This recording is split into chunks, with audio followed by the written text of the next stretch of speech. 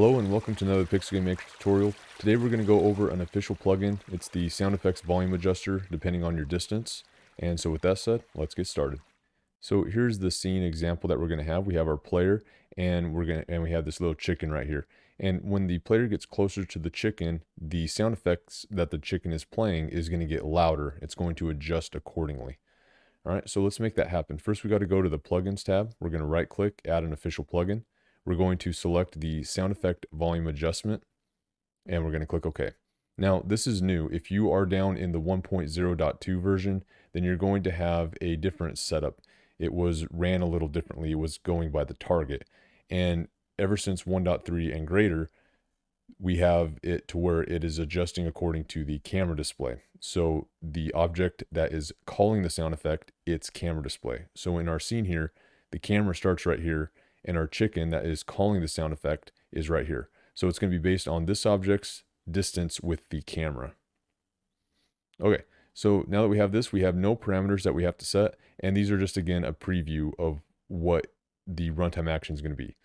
So now we can go into the objects here, and we can click on our chicken that's going to be making the sound effect.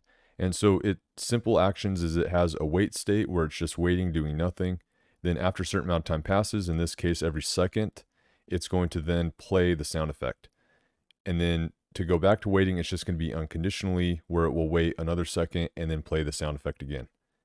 And this is important setup. You have to loop them if you want them to continually keep adjusting. And so we can click add runtime action, and on the plugins tab, we can see that we have a new runtime action called change the volume of sound effect by the distance between targets. And note that it's the target and the camera now, just for clarification. All right, so the sound effect, this is the sound effect that you're choosing. Now I'm going to choose slash here, and then the max volume, this value is going to be how loud the sound effect is when you are closest to the object, and then the min volume is going to be the volume of when you are farthest away from the object. Now in some cases you might want a little bit of residual sound. Say you're in a scene with a waterfall, and the farther you are away from the waterfall, you can still hear it in the background, it's just very quiet. But let's just say that others, you might not want to hear it at all. You would simply just set it at 0. And then that way, when you're close to it, you'll hear it. When you're far away from it, you won't hear it.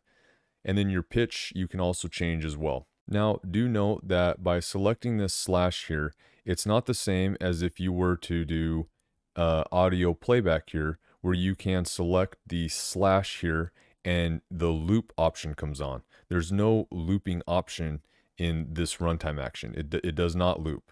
You can see that even though in our sound effect here, we have loop selected, so naturally it should loop. You could see that on the audio playback, loop was selected. But on this one, we have to manually provide a loop through actions. It does not loop just by selecting it. All right, so now that we have the parameters set up, we can actually test this. We can play test, and I'll start to move closer. We can't hear anything. Okay. So now we can just barely hear it. I don't know if you can hear that at all. Turn it up a little bit. And now we can get closer. And as we get closer, it starts to go to that max volume. All right. And then as we go farther away, it starts to go down until we can't hear it anymore. All right. So that is one way that we can use it. All right. So here's another example where you could have like a fountain or a waterfall here. I just got this stream thing from a pack on, let's see right here, Open Game Art. It's a really cool pack. It has rivers, streams, waterfalls, etc. And so what I did, I just imported it, and it's about 2.7 as far as length goes. So what I did here is I just created a sound effect waterfall object. It has no animations or anything to it. It's just purely logic. And then it has the typical weight. And then I just put for 2.5 just to make sure I'm within the range of that sound effect. And then I just continually will play that. And in this case, I did a min volume of 10. And that way you can still slightly hear it in the background. All right. And then this is also unconditionally. And so then quite simply, after you do your animated tiles, you just place the object. This is the object. You just place it kind of by the area that you want it to be at. And then you can just hit play here. And then you'll notice as I move down the screen, it's going to get quieter and quieter until eventually it will just stay in that 10 range. This has obviously more applications to it, but these were just the couple that I wanted to show. And so if there's any questions, feel free to visit the Steam forums, Discord, comments, we'll get you figured out. With that said, we'll see you at the next video.